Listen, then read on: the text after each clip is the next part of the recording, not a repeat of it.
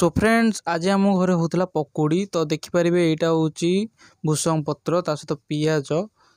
किसी निही तो यहाँ बहुत बढ़िया लगे शीत दिन आपड़ खाइबे करके कंचा लंका किसी पड़ जाए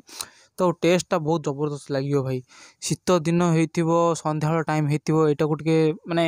मिक्स मैक्स कर छाणीदे बेसन सहित बहुत गोटे बोबाल लगे तो मु बेसन आनी देती हाटू जापर देखिपे बेसन एमती बाहर कर दिंतु एमती बेसन बाहर कलापर बेसन टाक कौन करेंगे ना सबुथ पकई गोलिया स्टार्ट करेंगे। एबे हमर मिक्सिंग कंप्लीट हो जाए छाणीबा प्रोसेस स्टार्ट हम।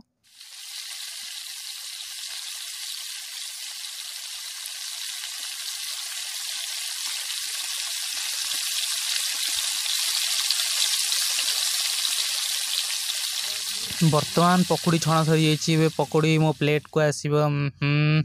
तो पकोड़ी प्लेट को आसला सहित टिके सॉक्स आउ टिके लंका सॉक्स माने टिके चिल्ली सॉक्स आनी सारी तो अभी टेस्ट करवा। तो पखु पकोड़ी मैं टमाटो सॉस लगेली